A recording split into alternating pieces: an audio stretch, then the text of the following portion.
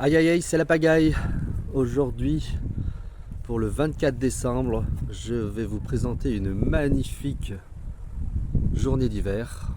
On se croirait déjà au printemps, en ce tout début d'hiver. Vraiment surprenant. Il fait très bon dehors.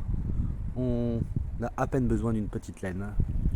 On va profiter de ce temps magnifique pour préparer les cardons. C'est parti.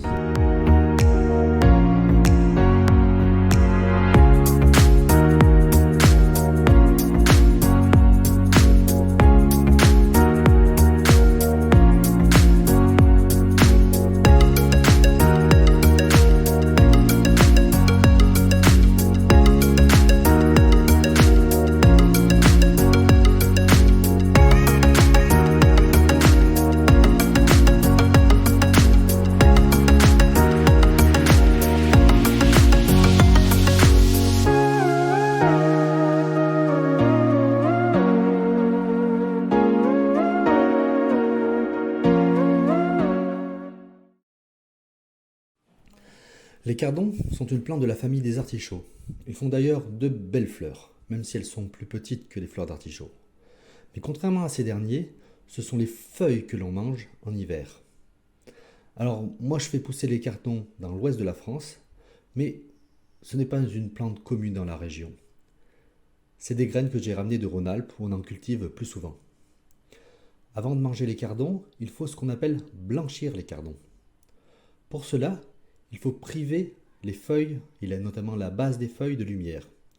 La carde va effectivement blanchir et perdra son amertume et gagnera en tendresse. Je n'ai pas vraiment appris à le faire, je ne fais que singer ce que faisait mon grand-père quand j'étais petit. Lui utilisait du papier journal pour être suffisamment opaque et c'est ce que je vous recommande de faire. Par facilité, j'utilise des sacs de farine de boulanger. Je casse les plus vieilles feuilles qui se sont trop ouvertes et je guide les autres feuilles à l'intérieur du sac. Ensuite, j'attache le sac pour le resserrer et réduire encore la lumière sur les cardes. Vous pouvez aussi buter la base des cardons pour les protéger encore de la lumière. Il faut les laisser ainsi de 3 à 5 semaines avant de les récolter. Elles seront plus tendres. Avec leur léger goût d'artichaut, plein de fibres et de minéraux, elles se dégustent à la poêle, en gratin et en de multiples recettes.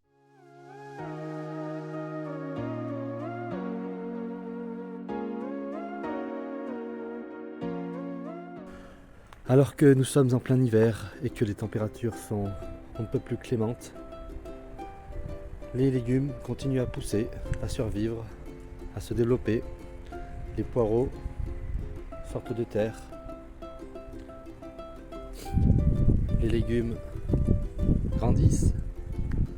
Les patates regerment dans ces cendres. Comme si c'était le printemps. Météo surprenante. Alors que l'hiver commence tout juste. Comme l'an dernier, donc j'ai des pieds de fèverolles qui ont repoussé tout seul de l'an dernier et donc qui se développent bien. Donc il y a plusieurs pieds depuis la même racine qui poussent, qui grandissent. Et là où c'est plus surprenant, j'ai des haricots verts, des petits pois qui étaient en train de crever en fin de saison, qui se requinquent et qui sont magnifiques. J'en ai même qui ont semé des graines, grainées, et il y en a qui sont en train de grainer, mais qui sont encore en train de fleurir. Extraordinaire. Je ne sais pas si vous avez vu, mais là, il y a des graines de petits pois qui se sont plantées en terre et qui poussent. Extraordinaire nature, qui trouve toujours des solutions.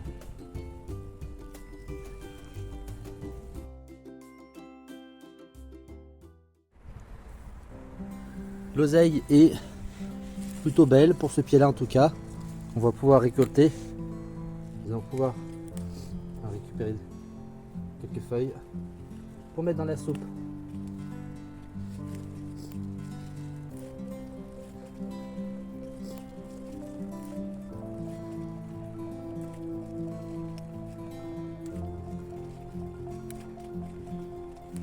De l'oseille fraîche.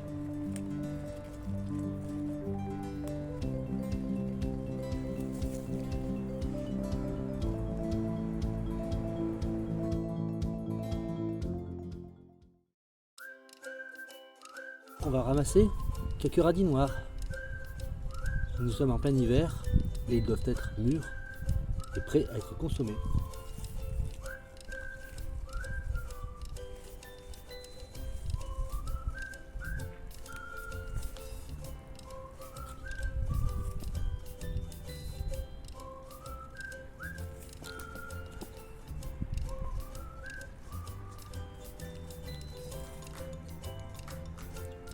De beaux radis noirs. Je n'en récolterai pas plus aujourd'hui, mais qu'il y en ait beaucoup d'autres de très beaux. Je préfère les garder pour les manger plus tard. Il y a déjà assez avec ces deux-là.